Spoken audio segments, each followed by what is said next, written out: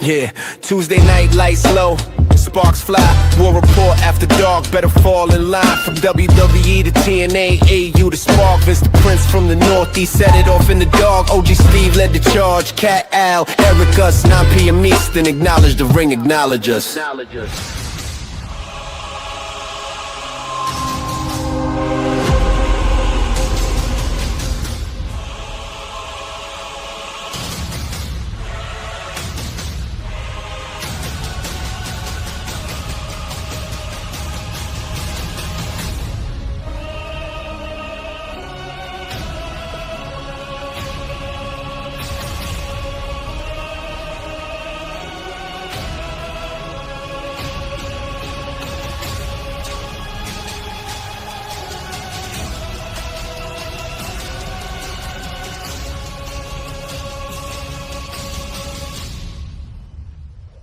All right, welcome everybody to the War Report After Dark. My name is Vince. I'll be your host for the evening. Steve and Al are both on their way home from a long day's work. So I'll be manning the ship for a few minutes waiting for those guys to show up. And if Eric or Kat or anyone else drops in, they're absolutely free to do so. I'll just look up the results for SmackDown because, God, who remembers what happened on Friday anyway? It's already Tuesday. Friday's in the past. But we should look it up and see what's happening with SmackDown. And then we'll talk about Raw. A lot of interesting happenings there, especially in our main event segment. The main events are no longer matches, by the way, ladies and gentlemen. WWE main events are now long talking segments that may or may not end in a brawl. So that's what we got to look forward to on the Raw side. And similar stuff on the SmackDown side, because now we have, after WrestleMania, where it seems like the stories were so separate on Raw and SmackDown, now there is a lot more of the gap closing and a lot more crossover. And it all started off with those guys gently rolling Pat McAfee. McAfee's calling out Punk. Punk's calling out McAfee. And they're not even in the same main event or involved in the same main event. But we'll get to all that and more, because now it's a weird trajectory. CM Punk is now eyeing Cody's title, but they're both baby faces. Does he turn heel? And Jacob Fatu now looking at CM Punk's World Championship. Where does everybody else fit in along the way? Our other potential contenders, Money in the Bank coming up in a few months, all that good stuff and more. It's the War Report After Dark. And here's Al. What's up, Al? What's up, my brother? Oh, not much. Just vamping a little. I see that. I see you got the old Tribal Chief music on, or I guess we're embracing the bloodline. Yeah, man, we're embracing it. We got, if you can't embrace it, I don't know. The only thing I'm upset about right now is the fact that Steve Glenwick cannot be on this exact podcast, because he's been waiting for this moment, like he was hoping the Wyatt family would fucking main event WrestleMania. Oh, yeah, and there's all the post-WrestleMania releases that we haven't even gotten to. Which, again, there's so much that happens, you almost forget that this shit happens, but we got to bring that up as well. Yep. So, do we start with SmackDown, or do we start with the releases that happened over the weekend? I mean, and I always say this, right? It's kind of becoming one of my things, but what would Steve do? Right? No, it's a good question. But you know what, Vince? Since you're running the show today, Vince, what do you want to talk about? All right. Well, let's see here. We got comments from David. What's up, David? He says Obafemi versus Gunther at Backlash. That was his comment. And Tanya's checking in saying hello. Hi, Tanya. Oh, let me press that thing so we can show the chat up on the stage. There we go. Chat's up in the window as well if you're following along, so please leave your comments. Since Steve says he might be, he's in the car, he's on the way, he might be here. So what I'll do is we'll start with the I have a kitten that is now knocking things over. Wonderful, if you heard that in the background. But we'll start with the releases, and then we can get into SmackDown and Raw. when Steve gets here, or if Steve gets here. Either way, I think it's a good place to start off because this might be the last time we talk about a lot of these names. So let's bring them up, give them a little bit of a rub before they go back onto the Indies or TNA or wherever they're headed. This is a not a I don't want to say a shocking list because a lot of them are you could pretty much guess, but there are a few names on here that do take me by surprise. We've got Alba Fire, who is Kaylee Ray, and then we've got Aleister Black and Zelina Vega. Aleister Black just signed back with WWE, jumping from AEW back to WWE to go work with his wife and be with his wife. They put him on TV as Great Value, Killer Cross, and Scarlet, and then released him like a year into his big WWE return. Such a shame he came back to get his wife fired. I'm sorry, not sorry. That's what he came to do. He came back to get his wife fired. That's what he did. But do you think that was on purpose, or you think that was just like a consequence of him coming back? I think the fact that they put her with him and they've never had a plan for him got her ass fired. If she would have never teamed up with him, she could have been involved in some sort of women's ladder match or more involved in the IC title contention. She could have been one of those people that Becky Lynch ran through when she had the title at first, or if she was a heel, when what's her name had it? Why am I forgetting her name right now? AJ Lee. AJ Lee, or both, right? Because she's been a face and a heel. Yeah. Chelsea Green, right? Like there was a lot you can do with her, but now when you just make her this manager, you take her best skill, which is actually in the ring for her to be a small little woman. She she does well for herself. She knows how to put people over. So I thought that was a mistake. And I'm usually never a fan unless it comes already in a package to have husband and wife work together. If it's not organic, don't force it. And I just felt like that one was a bit forced. I thought they did the one they did well because they didn't pair them up was Andrade and Charlotte. And I know it's funny now because they're divorced, but like seriously, in the moment when they were both big superstars, he was coming off of NXT and getting promoted to main roster, and she was already on the main roster as a big star. Right. They didn't put them together because it didn't make sense. His gimmick is so different than hers. If you tag them up, you're like, hey, by the way, these guys are married in real life and now they're a tag team or whatever. Like it wouldn't have worked. And my thing with Selena, right? Selena was always a more happy-go-lucky, a loudmouth. Yeah, where did this come from? Wrestler. The spooky. Yeah, she wasn't paranormal or spooky or anything like that. She was a proud, happy Latina with her flag represented all the time, and all of a sudden she's a woman from the Addams family. Like what are you talking about? She's not Mrs. Addams. Yeah, she's not Morticia. She's not Wednesday. That's not what she does. She talks her shit, and she's tiny and spicy, and that's why we like her. Right, and it didn't make sense. Like all of a sudden, she was like, you knew her story. Her father died in 9/11.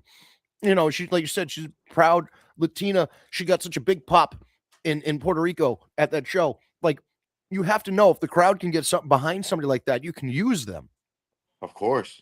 And it's all about I think about at this point that WWE is diverse enough with their women, with their men, with everything, that depending where you're at, you need to use those wrestlers to get that pop. And that's what you're looking for. And Selena's somebody that if you bring to MSG, you go to Puerto Rico, overseas, Miami, places like that, you showcase her like that. Do you want to showcase her in the Midwest? Probably not. Right. Or in Chicago? Probably not. Or in LA? Probably not. But, in certain areas in the East Coast, that's somebody you could have used. And that's I don't, no, go ahead. I'm sorry. That was an old school thing too. Like that was why Bruno Sammartino was big because they marketed in Philly and New York and New Jersey where there were a lot of Italians. With Hulk Hogan was supposed to be the Irish stereotype. A lot of the big early stars of wrestling Just look at it was Hollywood Hulk Hogan, right? By cultural. the way, if you haven't seen his Netflix I gotta watch documentary that. that they did, I thought it was very good. It obviously I don't think it answered everything. It really didn't go into but I didn't think it would, right? Because I think he had a lot of producing based on what could be said and what not, what could be asked. So Right. they didn't really go over the racist rants or anything like that, or like his Oh. daughter wasn't pretty much in it at all. But from the wrestling standpoint, I liked everything, especially early Hogan, because I truly had no knowledge of early Hogan or how he got into the wrestling game and none of that. So and Hollywood Hulk Hogan is a Italian American, mind you, Mm-hmm. a huge Italian American at that, because he's fucking huge. And they portrayed him as an Irishman, the All American Hollywood Hulk Hogan. I mean, the Yeah. All American Hulk Hogan. And Mm-hmm. All American, they didn't.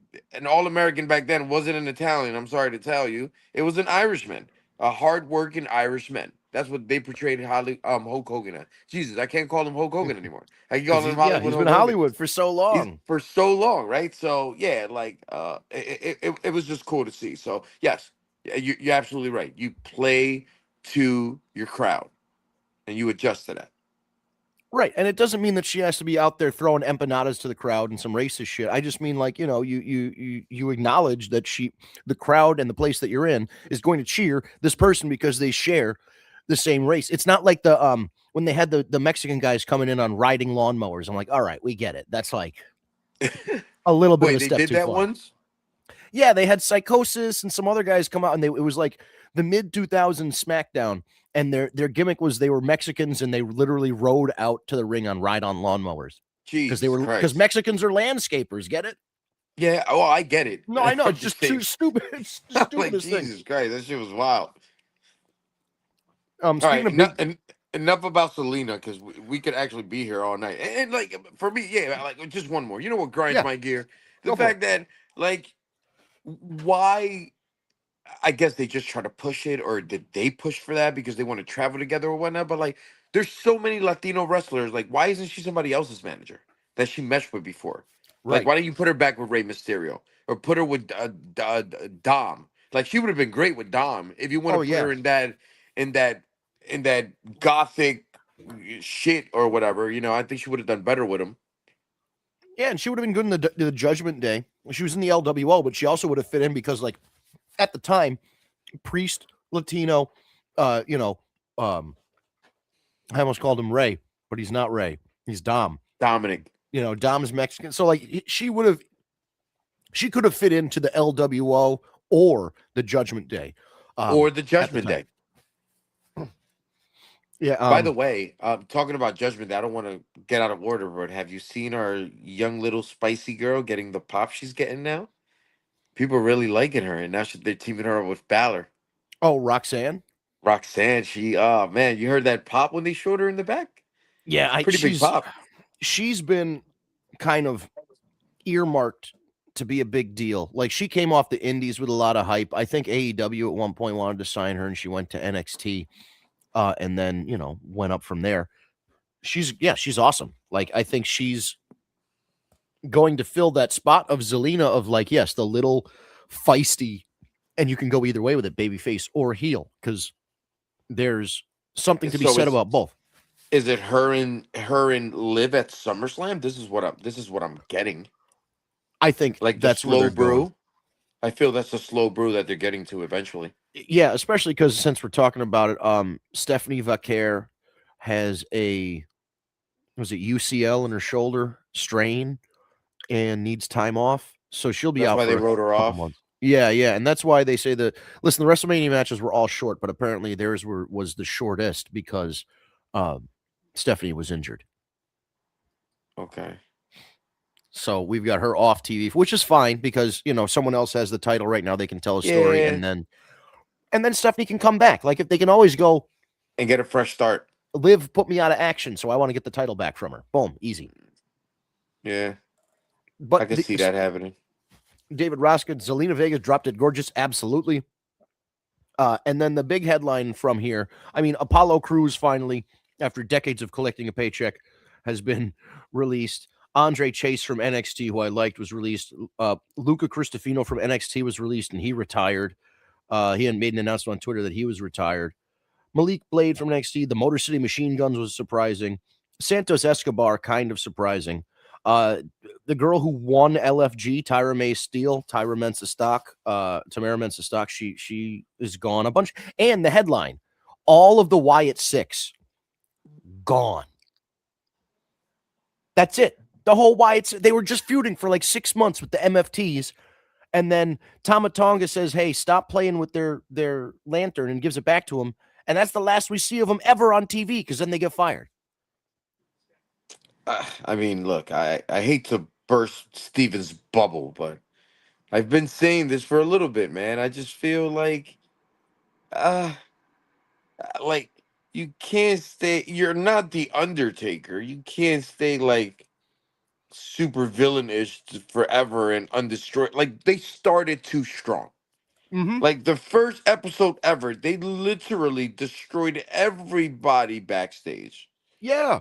And then the next week, everybody was walking around like nothing ever happened.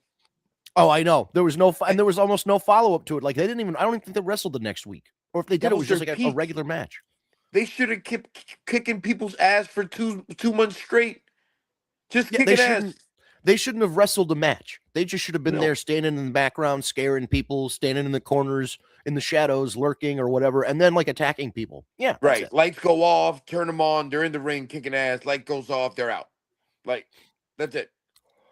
Yeah. And this was the problem with Bray Wyatt, and this was the problem I talked about when the Wyatt Six first came around and they did this big thing, is that they always seem like there's a plan. Like with Bray Wyatt, there was always some overarching plan. Oh, I talked to Sister Abigail, or God tells me this, or whatever. And like, is there a higher power that he's listening to? There's some sort of mystery or some sort of story that they always tease, and then it never gets resolved. And the same thing happened with the Wyatt Six. Like, they came in so strong, and then there was just no follow-up. And once there's no follow-up to that, and they're just regular wrestlers, like they just come out, they have their spooky entrance and their costumes and all this shit, but they don't, like, it's once the lights come back on and the bell rings, they're just wrestling. You know what I mean? Like, that's just what it is. So once you have them in the ring, they're just okay wrestlers. Right, and they were fine. Nikki Cross, I think the whole group could have benefited from Alexa Bliss joining.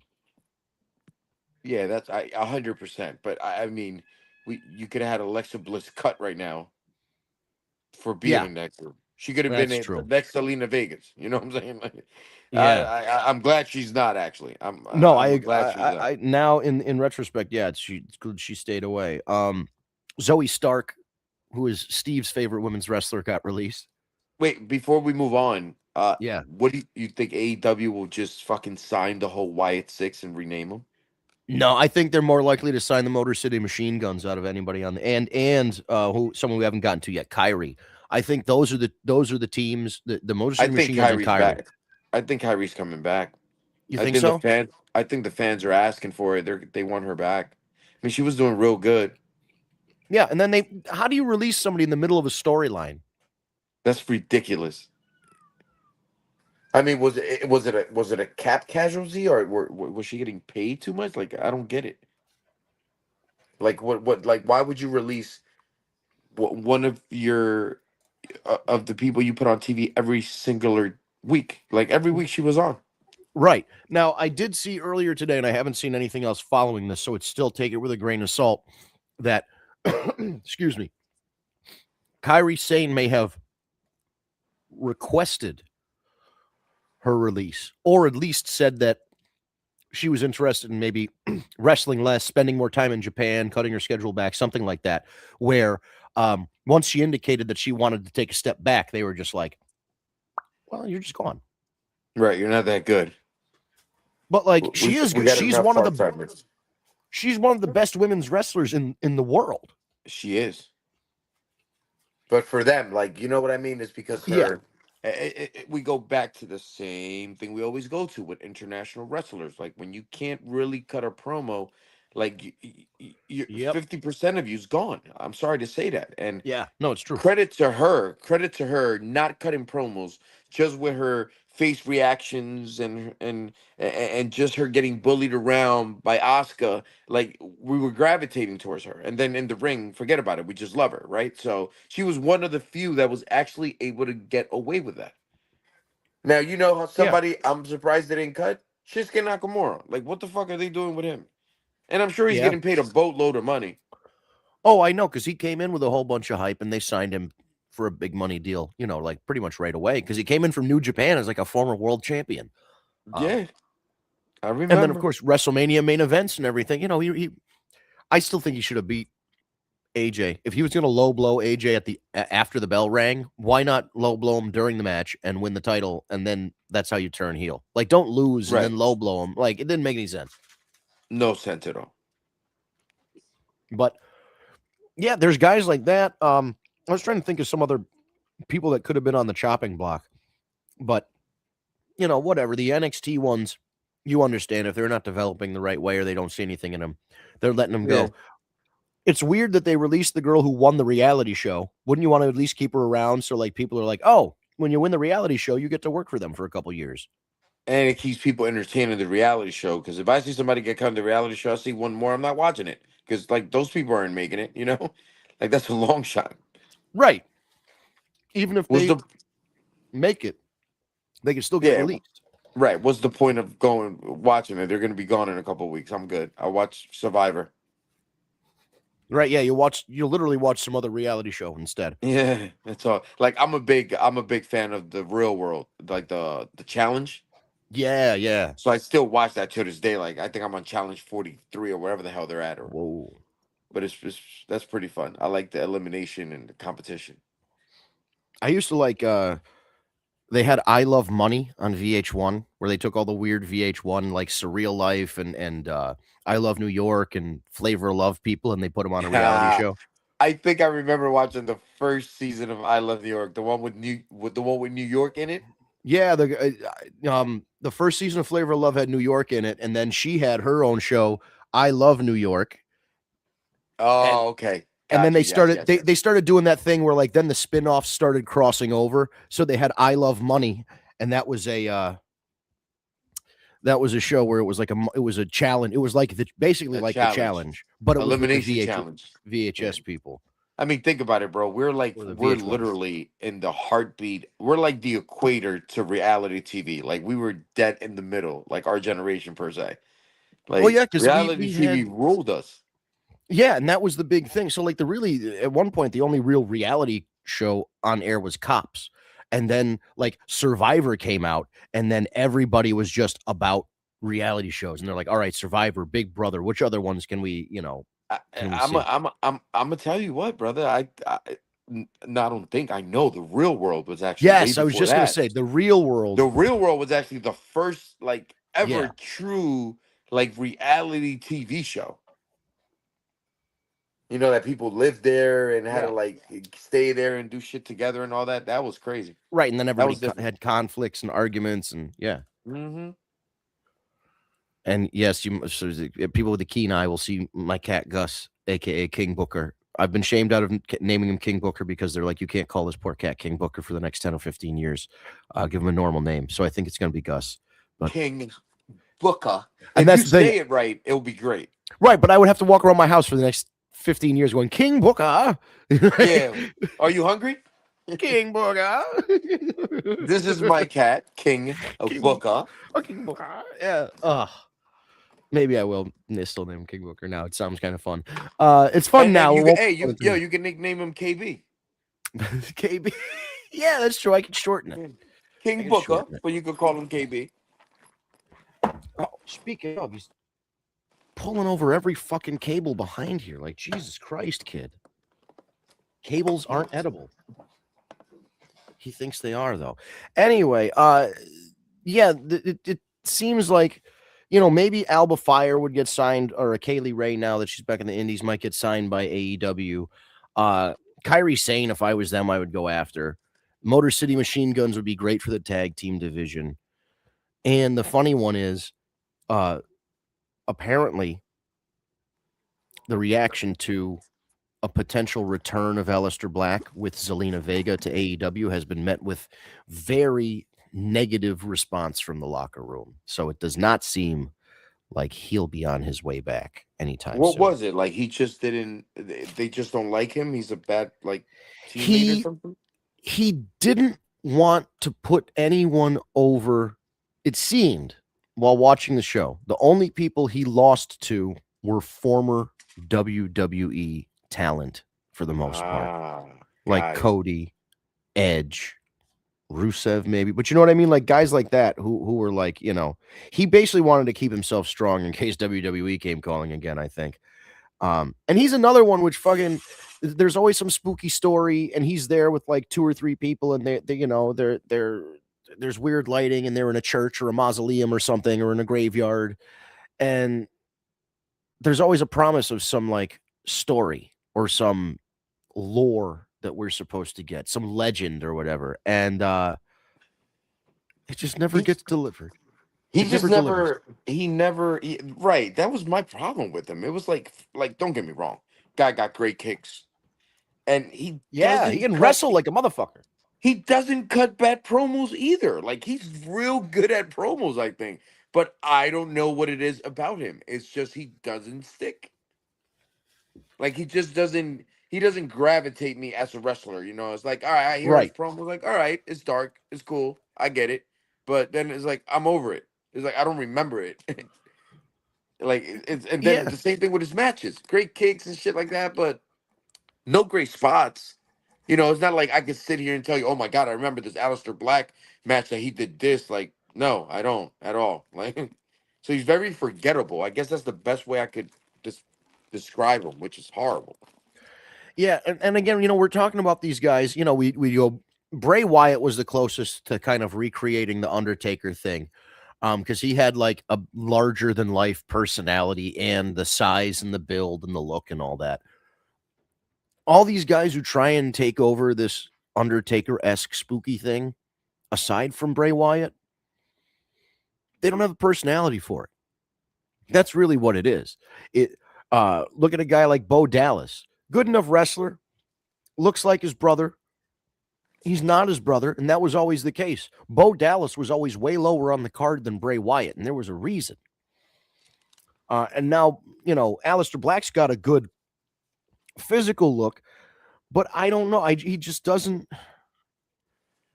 If I'm thinking about a guy that's like putting curses on people or like lives in a graveyard or he's a vampire or something, I don't know. It's not that guy. That guy looks like. That's Van Housen. Right, yeah, that's what I'm saying. But like, this guy looks like, I don't know, he looks like a guy that like goes to metal shows and has a bunch of tattoos, like, and that's the gimmick. Like I don't know. There's you're right. There's a disconnect there where you look at him and you go, he's good, but there's just something missing there.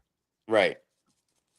And I guess they just give him too much creative, and he doesn't want to get away from the goth whatever he is. But dude, I would have tried something else. Like my second time around, like he literally came back with the same shtick, right? That and then they did not like. And they had him do the Killer Cross thing, which was the exact story that they put Killer Cross in before they fired him and his wife. And it's like, what did you not see the handwriting on the wall, my guy? Jesus Christ! Yeah, dude, they were telling you to go on the elevator, and there was no elevator at all. Like I really don't. I wasn't, and like. I felt it. I was like, dude, I don't know what they're doing with him. Then I saw Selena with him, and the first thing I did was just feel bad for her. I was like, oh, no. Guilty by association. Guilty by marriage, actually. Right? Yeah, because it doesn't, I don't think it fits. It just doesn't. I get they're married, but like on TV, it just doesn't fit. Because she's already been established for so many years as this one character, for her to suddenly change over to basically being Scarlet to his Karrion Kross is crazy. Pretty much. That's it. And that's another guy, man. I was upset they cut him. Oh yeah, and then there's unfortunately, aside from doing, you know, he's doing good on the indies, but like he hasn't shown up anywhere else. Like he's not on TNA, he's not on AEW. Is he making too much money in the indie? Maybe he's making good money, man. Maybe. But does he have? I could have sworn I seen him with a belt the other day. Yeah, he's probably. I'm sure he's got a couple. That's usually what happens when you're on the indies right after a WWE run, is like you get called up by a couple of them. They're like, you'll be the champ for a while. And then they wait for somebody else Mm. to get released or whatever. I mean, you are the hot hand, so why not use it at the moment? Yeah, exactly. It helps you sell tickets. Why not? Keep But, your name out there. Absolutely. yeah, so we'll see. You know, fans are going to try and get Kyrie back. I don't think there's going to be any sort of clamoring for anybody else on that list to come back. It's not like they're going to be like hashtag save Apollo Crews or whatever. No. Like that's just I not think happening. there's fans that might not even know who Apollo Cruz is, to be completely honest with you. Yeah, when's the last time he I was on dare to TV? say that. There's fans that are really like, Apollo Cruz, who's that?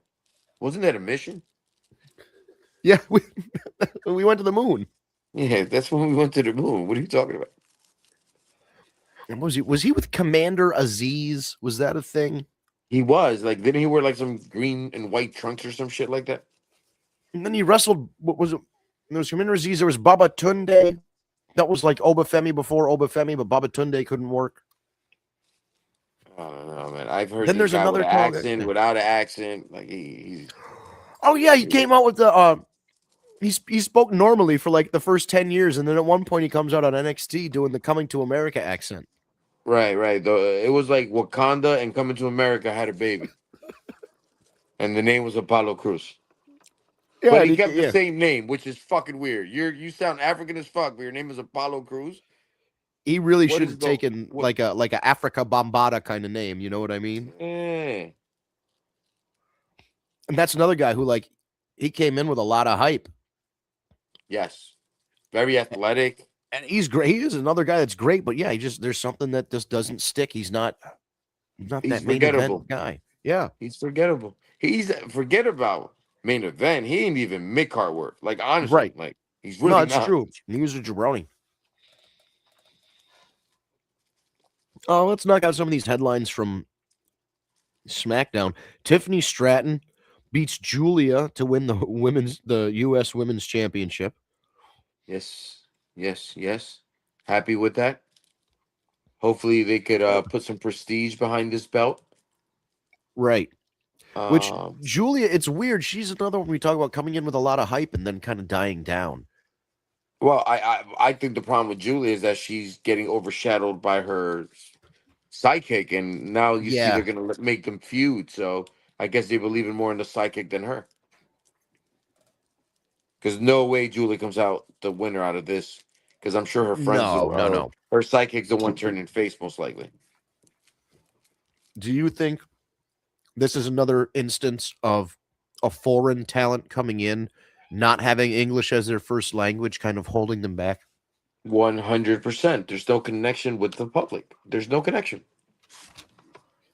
No And I connection mean- with the public.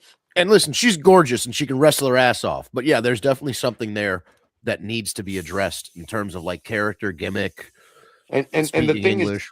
is, the one thing is like we tend to forget sometimes, right? It's like I feel like NXT fans are a little bit more marked out than like your regular WWE or AEW fan, right? They're like, Yeah.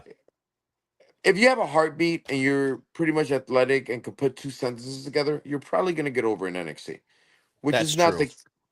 the case in WWE, and that's the struggle, right? Because we hear these people get great pops down there, mind you, from what 300 people, however Right, it's big very that fucking small place audience. is. It's a very small audience, so you hear these people going ape shit. They're probably piping fucking noise on the TV while we're watching it. So there's a lot that goes on that, like, when you come out to 15,000 people on a live show and you have to really perform against a vet or whoever the hell you got to do it with, it's not the same. And especially if you're only fighting half the battle when you can't cut a promo, because there is that disconnect. And on the opposite end of that, on Monday night, Joe Hendry comes out for his first official main roster Raw appearance, has to play a song and sing in front of a live crowd and nails it. Right. And nails it and gives us a great chant. What was it? Fire Logan Paul or something like that?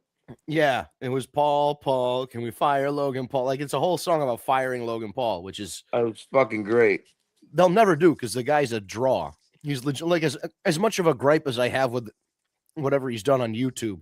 Wrestling wise, he's proven himself as a capable wrestler, a capable performer, and somebody that people will pay to see wrestle. So I don't He know, is man. arguably a top 5 villain in wrestling right now, active, non-injured guys. I'll give you that. Yeah. Arguably. No, I think there's a very good argument for that because people do there's something about him people just want to boo. His He face. does, it's his face. He's got this reputation coming from the outside world of being a celebrity YouTuber, all this stuff. He did all this weird stuff with crypto and went to Japan and filmed all this bullshit and whatever. So like there's already, history there where people kind of dislike him. But then he just comes on and it's the face, the facial expressions that he makes. He cuts a convincing promo for a bad guy. So You know who he reminds me of, honestly, as far as the draw against the fans, and I really noticed this a lot now that I'm going back to watch like the Raw vaults and all that. yeah. He reminds me of a young Shawn Michaels when he turned on Margie Jannetty. That people genuinely hated Shawn Michael because of how great he was. Right. Like people really hated him. I remember once, like when he started wearing like the zipper pant cowboy things. Like there was chance of Sean's gay in Raw matches. I didn't realize that when I was a child, but going back, I'm listening to this. I'm like, look at these fucking people really hating on this guy because like he is just a great guy. He's good. He just pisses you off, and I get some sense of Logan Paul when it comes to that because people, man, can people boo him and not get tired of booing that guy? Yeah, and you're right because he is. You wish he wasn't as good as he was, so you could just boo him and be like, "This guy stinks." But like, he's good. You can't deny that he's good. He's fucking good. Regardless, call a spade a spade. The kid is fucking good. Yeah, no, I 100% agree with that. So, speaking of people coming up and new people and all that, we had in the middle of the Brie Bella and Paige versus Charlotte Flair and Alexa Bliss women's tag team championship match, Fatal Influence came out and attacked. Jacy Jayne, Fallon Henley, and Lainey Reed come out and attack both teams, establishing themselves as the new top heel women's faction on SmackDown. Very, very, very. First of all, I have no idea who they are. I think I knew one of them because she was an NXT former champ and she came up at a point, and she was in a Royal Rumble, I think, which was the middle one, whoever the leader is. Yeah. Alba, is that Alba Fire, whatever you just called her? No, Alba Fire is one of the released ones. It's either Jacy Jayne, Fallon Henley, or Lainey Reed. So it's probably Jacy Jayne, yeah, whatever her name is. But it was very, very Shield-ish. Yes. The women, they came in, they wrecked house. I absolutely loved it. I had no idea who these 3 girls are. I like their face mannerisms. They could sell you that they're heels. They could definitely take some heat. And they went after some powerhouses. So that was pretty strong. I liked it a lot. Yeah, a great debut for somebody new coming in. Because a lot, sometimes they come in as a jobber or they come in, they wrestle some kind of enhancement match or like, a little 5-minute showcase match to show what they can do. No, they came out, they interfered in a match with 4 of the biggest names in the division who have a lot of history and a lot of championships behind them, and they laid them all out and established themselves. Which I have a question for you. Because they went after 4 females, could this be kind of NWO-ish and they introduced another member later on? Oh, maybe if they want to do a 4-on-4, it's very possible. Right, because it's 4. You said it was 4 women. There's only 3 of them. Right, but I wonder if they're just gonna like take on both the teams like separately. I don't know, because it seems like they want the tag team championships, which means going after one of the Bellas and Paige. That's one thing I don't see often, and well, you only really see it in Judgment Day.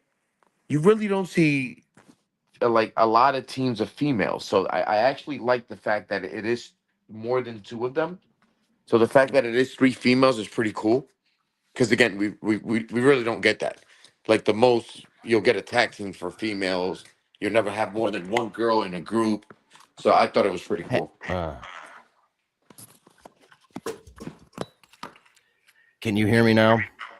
Yes. I guess I was talking to myself. No, sorry. What happened was my cat jumped up on the thing here. Disconnected your headset. Yeah. He actually put the entire computer to sleep. Oh, nice. Yeah, so everything, all my screens shut down. Oh, okay. So I'm back. I'm back now. I'm sorry. What were you saying? All good, brother. All good. So yeah, did you hear what I said or no? I heard a little bit. We were talking about we were talking about the JC Jane Fatal Influence thing, right? Yeah. So what I said is that outside of Judgment Day, really, and lately that they put what's her name, the woman Universal Champion, Jade. Yeah. Oh, well, the ex with Jade with these other two girls that you really don't see more than like two groups in a female group, right? Because that left before with Asuka and Kyrie Singh and this girl. Damage Control. Damage Control, right? So I was pretty happy that we got it like a three girl group plus together again. So that was pretty cool. No, I like that a lot. I think having factions is always great because I was thinking about this last night, how 4 is pretty much the sweet spot for a faction where you have like one main event wrestler, one like US title level wrestler, a mid Carter, right? And a tag team. Right, and a tag, yeah, exactly. So you've got a nice little combination, and yeah, a fourth person to this group wouldn't be a bad idea, but I don't know. Like they've been running with this group of 3 for so long that I don't know if that would end up like, would that fuck the chemistry up by adding a new person or what? Yeah, I mean, they are probably a threesome. It was just intriguing to me. I'm like, you know what? They are challenging 4 girls. How are they going to get past this? Right. Unless they get like, I mean, look, I that's something I would love to see, honestly. First, I need Brie Bella and what's her face to lose this belt. Yeah. And I would love to see Paige come out of this as the leader of that group. I like that. And make her a heel, because I don't like Paige as a face. I agree. And I also think that's a great direction because that was like what she was doing in AEW. It was her, Tony Storm, and Ruby Soho, and they were all in like a little group together. And she worked really well in that, I think. Yeah. So she could be like the voice of reasoning, the one that came back to take over, blah blah whatever. She could like turn on Brie when they lose the fucking title, and that could be like her first little like first little what's the word I'm looking for, rivalry from coming back. Yeah, and just to cover some other stuff on SmackDown, because we do want to talk a little bit about Raw as well. Sami Zayn was dressed as a gingerbread man and attacked Trick Williams officially. I thought that was him last week. Honestly, I thought last week he was a gingerbread man. It probably was, right? If they didn't reveal it, then it was probably him both weeks to like set this up. Mm-hmm.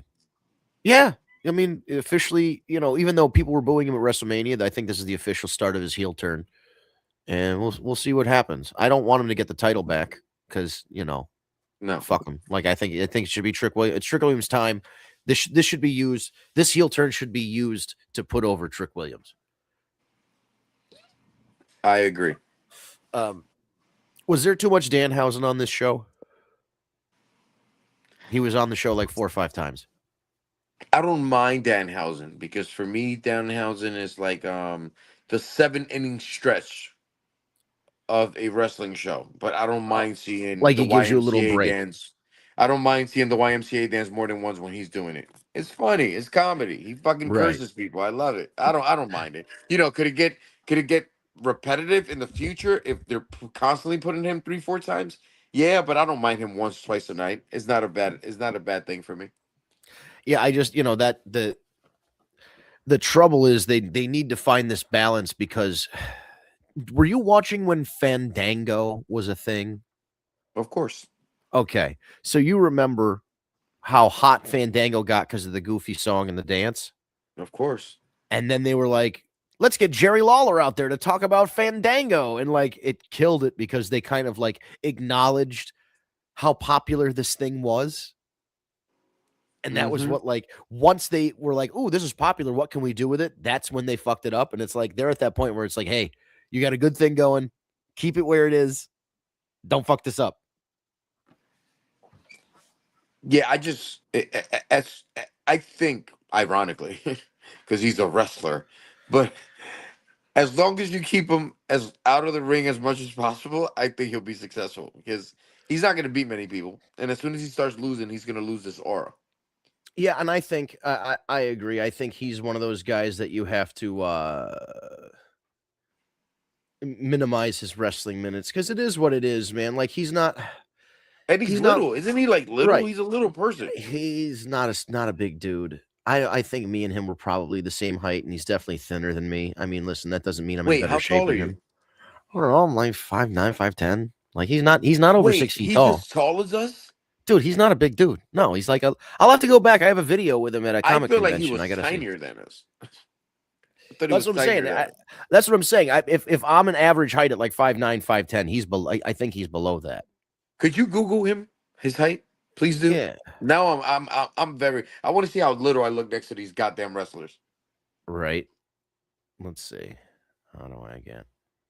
Mind you, I feel little every day of the week because I work with one of my sales rep is 6'10". Nice. That's a tall guy, 6'10".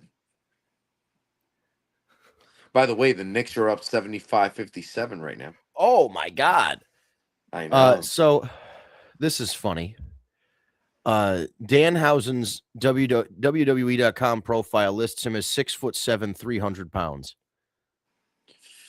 Dude, that's fucking hilarious. Yeah. According to Google Gemini AI, Danhausen's approximate physical height is 5'10". Oh wow. The reason he looks small is everybody in WWE is gigantic. Huge. Like so that will be how we'll look in front of them. Oh, that's horrible. Well, dude, one time, before I tell the story, what do you think when you see a guy that's like hardcore Bob Holly? How big do you think he's a big guy, or do you think he's a small guy comparatively to other wrestlers? Well, hardcore, I thought he was at 6 foot. He's a 6 foot guy. But he's just a thick fucking human being, I would assume. Right, but then he's wrestling guys like fucking The Undertaker and Brock Lesnar and everything, and a 6 foot tall guy on TV when he's wrestling other guys that are 6 foot tall. Just everybody's the same height, so you think he's just like average height. I met this guy in New Orleans at like WrestleMania 34. Yeah. Outside of one of the indie shows, and holy shit, this was the biggest fucking human being. I mean, I've met the Great Khali. That's the biggest human being I've ever met. But like Bob Holly was intimidatingly large. Really? Yes. And I was like, holy shit, this guy could eat me for lunch. You know what I mean? Like his arms were he was huge. A strong fucker. He was a brute in the ring, I remember. He used to beat the shit out of guys. And I'm sure if you crossed him sideways, it would probably be a bad time. When I met him, I got introduced to him through other wrestlers, so he was very, very nice to me and seems like a really nice guy, but also seems like the kind of guy where like there are stories where someone else was driving his rental car and they got a parking ticket or a speeding ticket that he had to pay for, and he like beat the shit out of him in the ring. Like, you just don't want to cross Bob Holly. Well, remember that one wrestler, it was in a Royal Rumble, and him and somebody else, Chris Benoit, took turns beating it was Maven. They beat the shit out of Maven. Oh my God, beat the shit. They were shopping the living shit out of that guy. And then they were like, they beat the shit out of him. They're like, all right, we had enough of you. We've had our fun. Threw him over. Just so you know, David in the comments, Steve is the one that runs the sound usually, and I am trying so hard to find your ESPN Sports Center music, as you said in your comments, because he did watch the Hulk Hogan documentary, so we should have played the update for that. And where is my Sports Center? David, when Steve is back next week, your Sports Center sound effect will be back. I have no clue where the hell to find it, but it does still exist. We've got this thing going on now, just kind of to switch from the main event of SmackDown, which there was a promo on SmackDown with Solo and the Usos and Fatu, and then there was a match between Solo and Fatu as the main event. Fatu wins, and goes on to Monday Night Raw to confront Roman. They have a segment where Roman says, I can't let you challenge for the title. That would be nepotism. As soon as Jacob hears that, he snaps. He beats the shit out of their tribal chief. He puts the Tongan death grip on him, and he won't let go until officials come out and separate everything. And then now you've got an unhinged Samoan werewolf going against the original tribal chief Roman Reigns. What do we think about this whole thing? Well, Roman Reigns just got the belt for the first time in 2 years. So if I was a betting man and I had $1 billion to bet, Yeah. I am betting 999,999,000 that Roman Reigns keeps the belt. Oh, yeah. The No, there's intriguing part about this is what happens afterwards. If he acknowledges him, is he joining the bloodline? right. That's where I'm at as well. I'm like, there's no way Roman is losing this match or losing the title, but will Jacob end up being part of the bloodline, or will he end up? Do we bring back the MFTs versus the bloodline? Do we, what are we doing? Or since he talked about Solo was the one to bring him there, does he join the MFTs? Right. And So then that's the MFTs might have something to finally do. right. It's like one of those things that I'm more excited about what happens afterwards than the actual match. Which Yeah. we said this before in a couple of the WrestleMania matches, ironically.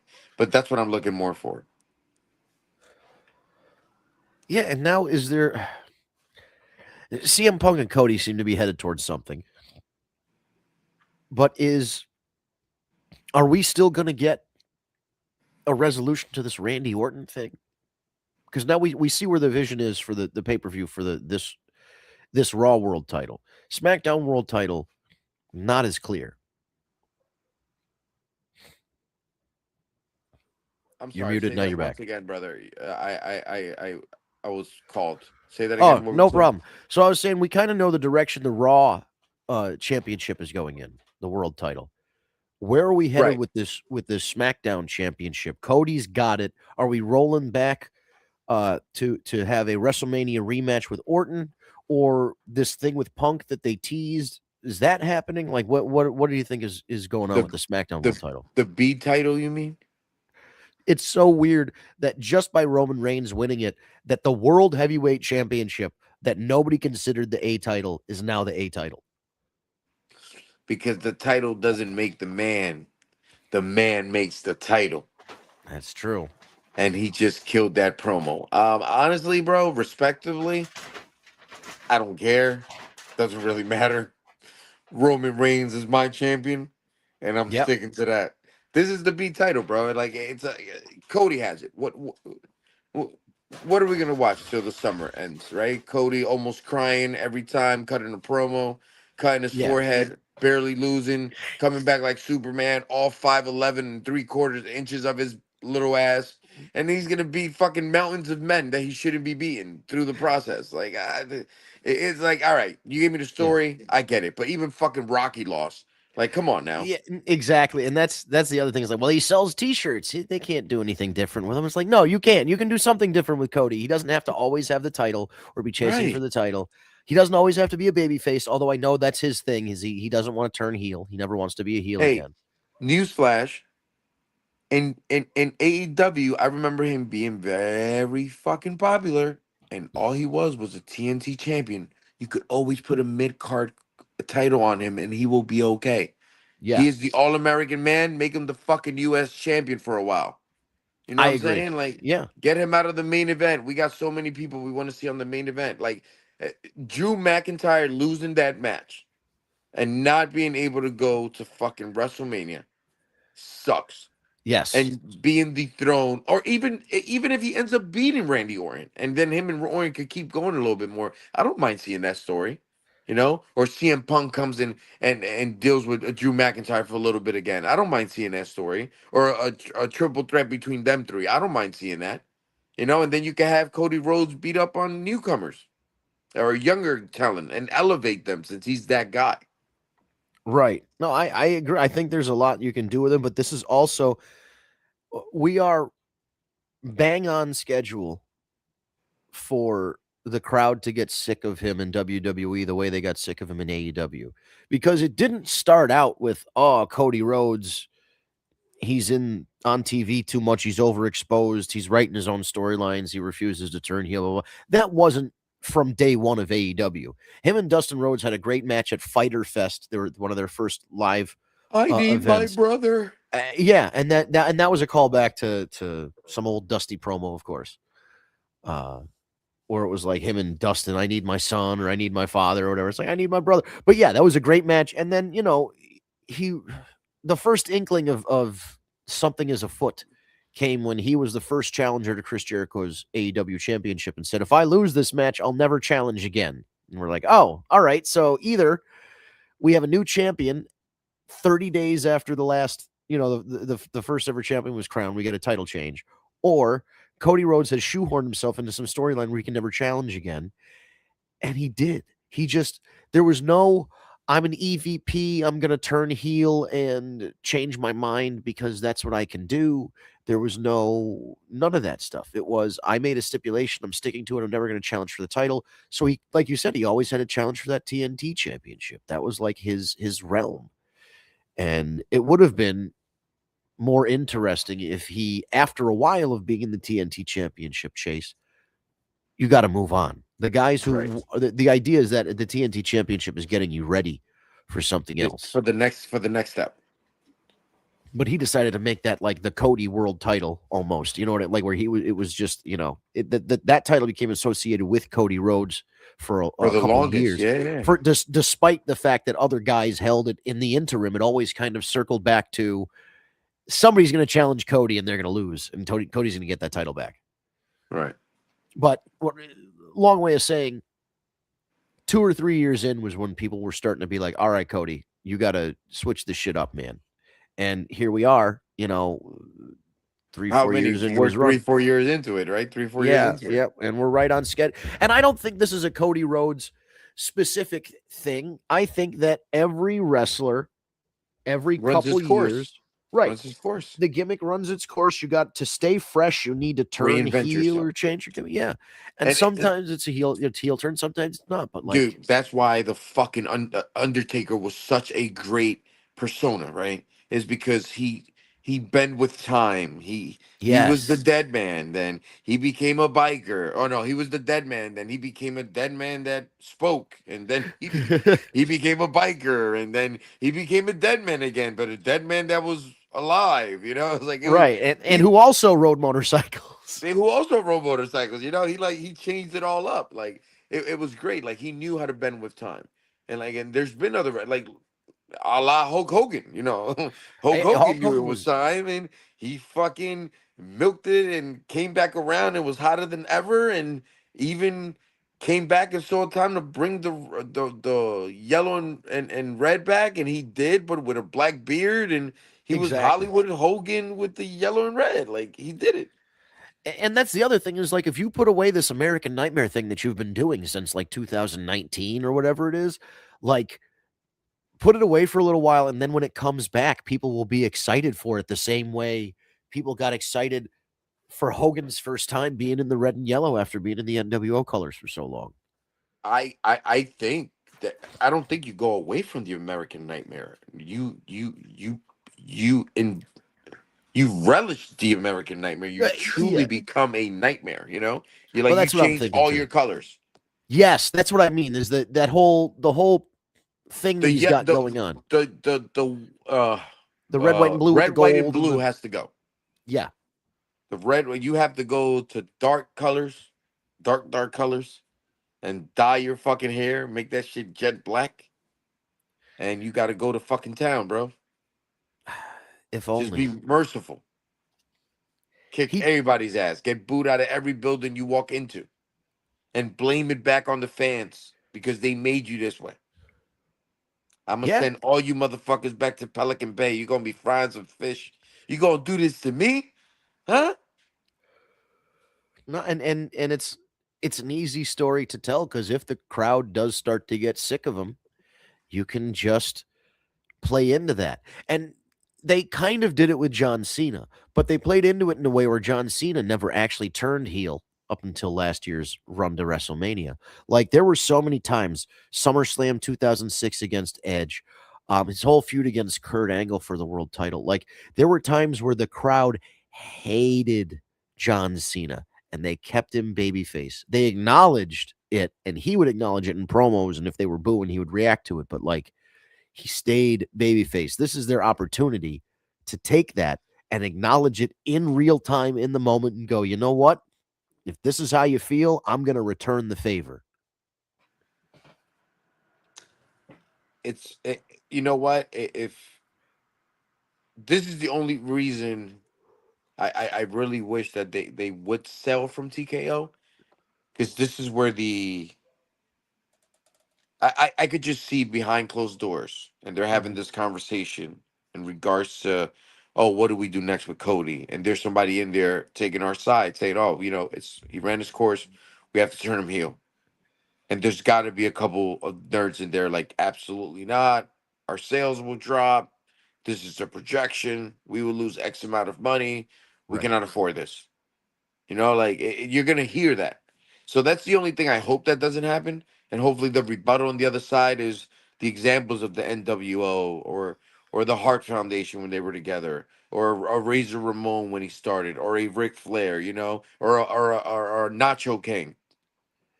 Yeah, and I listen, I have a lot of problems with a potential Saudi Arabian government or whatever takeover of the WWE. Like they tried, like Vince McMahon was going to sell it to the Saudis, I guess, at one point a couple years ago before this TKO deal got finalized. There's a lot of problems with that, but the one problem I wouldn't have with it is they seem to know pro wrestling and they seem to like pro wrestling and understand that, like, when we were like any other government, if it was like North Korea and they're like, oh, bring a wrestling show, just bring your big stars. We don't give a shit. Here's $100,000 or whatever, $1,000,000. Bring your show to North Korea. And they would do the greatest North Korean Royal Rumble. Saudi Arabia was like, you're coming here, but we have requests. We want The Undertaker versus Brock Lesnar. We want Right. Brock Lesnar against Roman Reigns. We want Yokozuna. Okay, they're a little out of date, but like, you know what I mean? Like, they at least know. They're like, hey, we want this stuff. We that want a wrestling great fans show. want. Yeah. We want a great show. So, We know our shit. We know who we want to see wrestle. and like Steve always says, the crowds in Saudi Arabia, they know wrestling. Like at least they know WWE. They might not know New Japan or AEW or the Indies or all that shit, but they know WWE. So there's problems with Saudi Arabia buying it, but the least of the worries is whether or not they would treat wrestling with respect. Right now, you got a guy, Ari Emanuel, who's a billionaire who don't give a fuck about nothing. He can, he doesn't care if he's investing in real estate or sports teams or TV shows or whatever, as long as it's making him money. That's his main concern. So that's where we're not a guy. This is not a guy that feels passionately about pro wrestling or has any real, connection to it. But I think, dude, I think there's a point in the next, if the WrestleMania, for example, doesn't sell 50 something thousand tickets over, both nights over the next couple of years, and they have like 3 to 5 years that are down comparatively to the last couple of years, this is a business. Ari Emanuel's a businessman. If he's losing money, he wants to stop losing money. My question is this: are they losing money at those numbers? I don't I mean, right now, no. But what I'm saying is potentially if something happens where the WWE starts to even if it's not losing money, if it's making less money than it's supposed to be making, for like it's projected to make, or it was, we sold 55,000 tickets to WrestleMania last year. We only sold 50,000 tickets this year. If we sell 45, and I know it's in Saudi Arabia, but let's say it's in America, and we only sell 45,000 tickets. Ooh, that's a bad question trend. though. You don't think the war at hand has anything to do with that right now? Because I mean, I'm in an industry of retail, and right. retail Oh no, there's a lot of gone stuff down. There's a lot of shit across the board that when I think that has an effect to it to an extent. You know what I'm saying? Because Yeah. I will guarantee you, if this war is over before next year and like inflation stops like inflating us, Yeah, I'm sure people will be in a way better position to pack a house of 60 grand again. right. At least for Mania. Right, but there's a lot of factors at play. It's not just like Triple H or whatever booking. There is there's financial factors and economic stuff for sure that you have to take in. And think about this: we're coming up on we're less than a year away from WrestleMania, not some funky ass pay-per-view with a weird name. The actual WrestleMania is going to Saudi Arabia. They have to make a decision within the next 3 to 6 months if they're going to keep it there or if they're going to move it.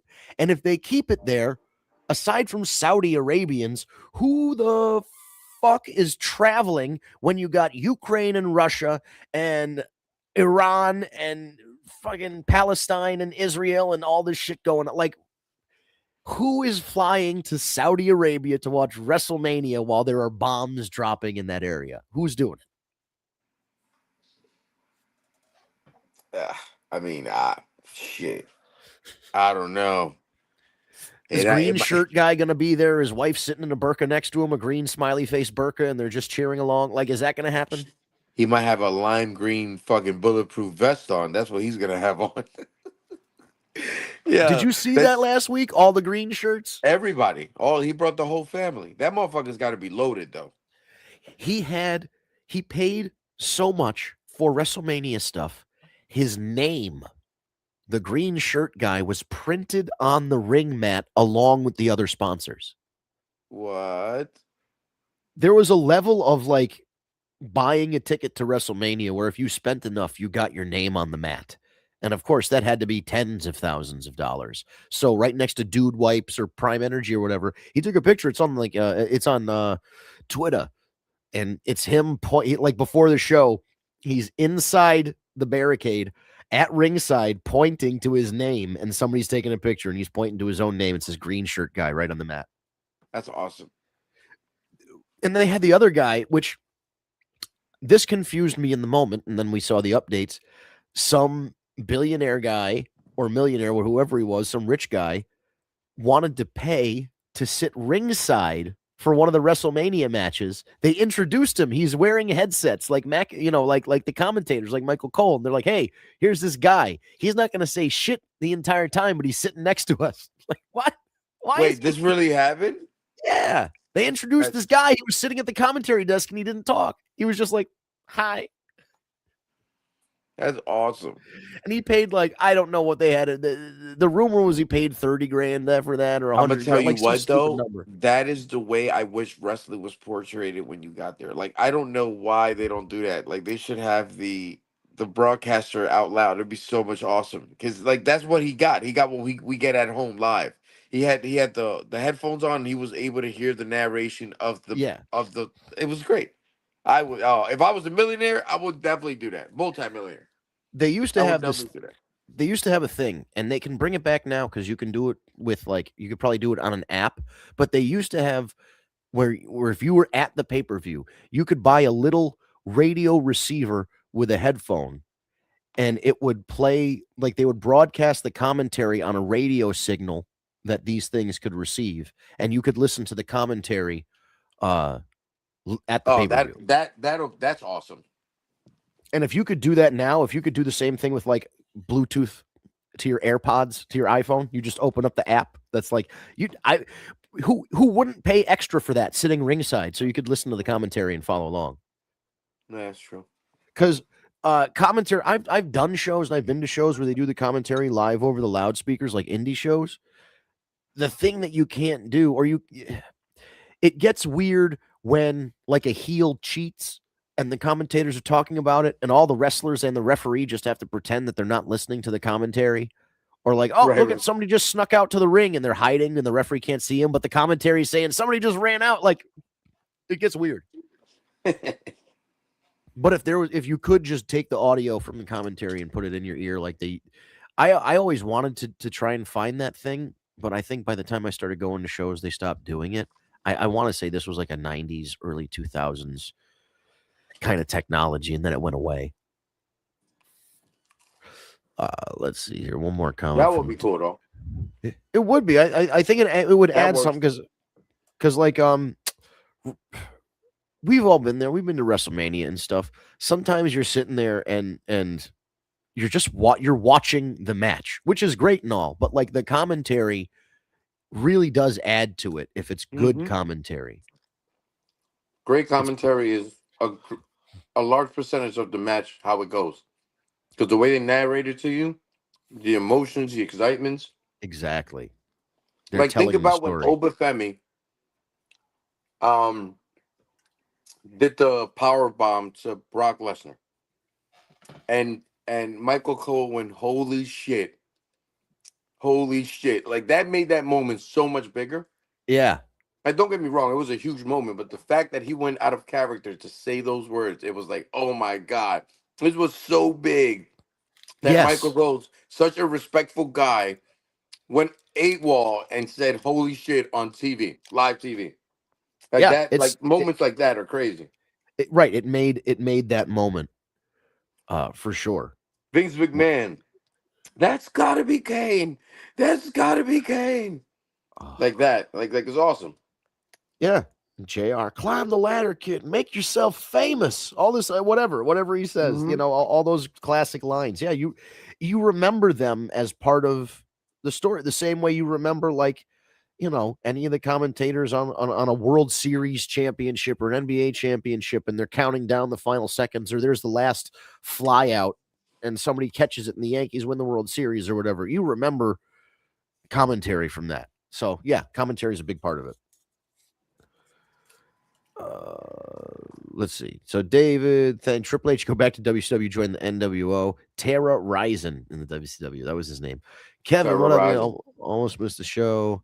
People can't from Michael Cole commentary is legendary. I mean, listen, there was a point where he was not very good, and then he really settled in to being himself. And then, of course, with Vince McMahon no longer screaming in his ear, I think that he's probably having a lot better time too, and can be a better broadcaster without having to worry about not only telling the story you want to tell over commentary, but then getting real-time notes from an actual psychopath. Like, I can't imagine, dude. There's if you look on I think it's called Tri-Moon. That guy is unfortunately deceased now, but Tri-Moon was a YouTuber that would take satellite feeds that they taped for SmackDown, and this was the live feed, and then that was before they edited SmackDown to put it on air on UPN or wherever. So he would get the whole show with the commentary, and then like if there were bloopers or anything that they edited out or had to go back and redo, like he got the whole show, and then he would like clip up these like little bloopers and moments. And there was one of them where Michael Cole was he did something like promoting the pay-per-view before they were going to commercial, and Vince McMahon was like in his ear telling him to do it again, and he's like, yeah, but I kind of just said that the last time and I wanted to like change it up a little bit, and then you just hear silence, and he goes, zip up. Yes, sir. Okay, sir. And then he does the commercial again the way Vince McMahon wants him to do it. It's like, oh my God. Imagine the earful he just got in that fucking headset. I don't give a F what you want to do. Exactly. He's like, I don't care if it's repetitive. You're gonna say the shit that I wrote, the lines that I wrote on that page. You know, be crazy. That's why Mick Foley was commentator on SmackDown like 2010-ish, 2012-ish, right around there.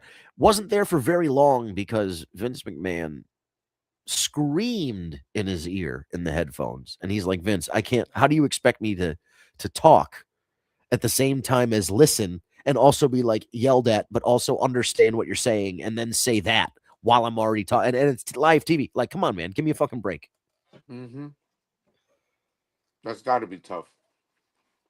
Yeah, because live broadcasting is tough. You don't want to talk over anybody. You don't want to crosstalk. You don't want to have a lot of silence. There's a lot of things you have to think about. And like, especially if you're like trying to get a story across to an audience. It's not like you're commentating a basketball game or a baseball game where things happen and you have to react to them because they're unpredictable. This is like there is a story being told and you're the narrator of that story. There's a lot you have to think about while also being screamed at by Vince McMahon. I have a question. Yeah. Do they tell them what happens, or they let them just be surprised the whole time? Are they pretty much in the story, the announcers? A lot of time, it's one of those things where a lot of times they're in on it, and then sometimes during big moments or spoilers or something like that that they don't want leaked out or they want a real reaction to, they'll take it out. So, real quick, and then we'll wrap it up in a little bit. But back when The Rock did his first "I'm Home" promo, where he like surprised everybody, came back out, and then he wrestled John Cena for the first time at WrestleMania in like Florida. So leading up to that, they were promoting that they were going to have a special guest, all this stuff. In the official script, the script that everybody backstage got for that night of Monday Night Raw, the segment was called "Leave It to Bieber." And in the script, it was implying that the guest host of WrestleMania was going to be Justin Bieber, and he was making a surprise visit to Raw to make that announcement. Ooh. So in case somebody went and spoiled it, it was the wrong spoiler. They were going, "Oh, you're not going to believe this. Justin Bieber's going to be out there." No, it was The Rock. So they put that in there to fool the roster and everybody. And but they don't do that all the time. Got you. Okay. Yeah. Oh, so the whole script gets given to there's like a script that goes out for Raw and one for SmackDown. And yeah, the talent gets it. I'll have to find one online. They did like occasionally, like a production person will like leave it on the ground in the arena, and a fan will like pick it up and bring it home and scan it. So there are like old scripts out there from like the Attitude Era and like the 2000s and stuff that are like, it has it down to the minute, like pyro, this, that, and the other thing. 2 minutes in, Triple H's music hits. At 2 minutes or at 3 minutes and 45 seconds, Triple H starts saying this, and then you're reading the promo. And if you read the promo, it's like either exact or very close to what the promo is supposed to be. And then like it's got everything kind of broken down by segment. I'll throw it in the group chat if I find one. Please do. I would love to see that. Yeah, it's a pretty cool thing to like look at and see like all the work that goes into it, because sometimes you think, these guys are pros, they're professional wrestlers, this is what they do. You should be able to say to whoever, Roman Reigns, "Hey, you're going to go out there and you're going to cut a promo on Jacob Fatu, and here's a couple bullet points," and go out there and cut a promo. And they might do that for Roman, and they might do that for some other guys, but a lot of those scripts that you'll see online for old episodes of Raw and SmackDown, the promo that's written on the page is the words that Vince McMahon expected that person to say in the ring, and God damn it, you better read it word for word. So yeah, some guys do it on the spot, and others you got to do for soup to nuts. Because it depends on like who you trust, and it really is like main event guys will have the trust to just kind of go out there and cut a promo, but usually like mid-card, undercard guys, they're scripting it out. They're like, "Listen, we want to make sure you say this right. Say these words. Don't fuck it up for us." Right. I think we kind of covered a lot today, despite it was just you and me. No Steve and Kat and Eric. Nobody. They all took the night off. We covered quite a few. Yeah. Is there anything else you'd like to add before we pack up for the evening? Yeah, just one thing, man. Fuck Goldberg. There it is. That's it. You weren't here to do it right before the show, so you had to do it. Yeah, I had to do it now. All right. So thank you, everybody, for tuning in. If you are just dropping in, take that playhead and drag it all the way back to the beginning. You can catch the whole show. Al and I broke down Raw, SmackDown, the releases, and looking forward to the upcoming Backlash pay-per-view. Kevin chiming in, yeah, the CM Punk pipe bomb was one that wasn't scripted. And I think a lot of CM Punk stuff, they trust him enough where he doesn't need to have a script now. Just have like a general, "Hey, we want you to talk about this." And then he goes and does it. So this is the end of the show, but if you like what you're seeing or like what you're listening to, we do this every Tuesday night, 9 p.m. Eastern time. Whether you're watching live on Facebook or YouTube, just come right back to this page next week, next Tuesday, 9 p.m. Eastern. We stream on Facebook and YouTube at the Tag Me a Date account. So on Facebook, you go to your search bar, type in Tag Me a Date. You can hit the thumbs up or the follow button, and the live stream will show up in your news feed on Facebook. Or on YouTube, type Tag Me a Date into your search bar on YouTube. You'll find our YouTube channel. Hit the subscribe button and notification bell, and that will send you a notification to your tablet or your phone 30 minutes before we go live. And then you just tap on that at 9 p.m. and you'll be right there.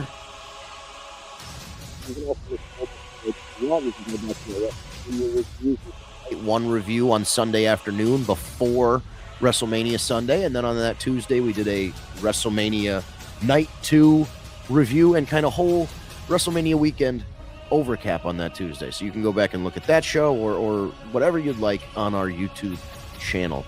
If you prefer an audio version instead of a video version of this podcast, you can head on over to your favorite podcast app like Stitcher, SoundCloud, Spotify, Apple Podcasts, or Google Play Podcasts. You'll see our lovely logo that's in the top right-hand corner, and in the description it will mention Vince, Steve, and all of your favorites. Just hit the subscribe button, and Steve or Ryan will grab that audio, and between Tuesday and Wednesday, it will be uploaded to the app. As long as you are subscribed, you don't have to worry about it. It'll be uploaded and sent directly to your phone or your tablet, as long as you tap that subscribe button. And if you follow us on social media, it's at Tag Me a Date, all one word. We're on Instagram, we're on Twitter, we're on Facebook, we're on YouTube. And if you want our TikTok, you type into the TikTok search, The War Report Podcast, and hit that follow button. On social media, we post shorts and reels about what we discussed on this week's show to lead you up to next Tuesday's broadcast. And with all that being said, I want to thank everybody for tuning in. Thank you to David and Tanya and Ryan and Kevin for dropping in with comments tonight. Leave a like or a share on your way out, and we'll be doing it all again one more time next Tuesday, 9 p.m. Eastern, another edition of the War Report After Dark. We'll see you then. Have a great one, everyone.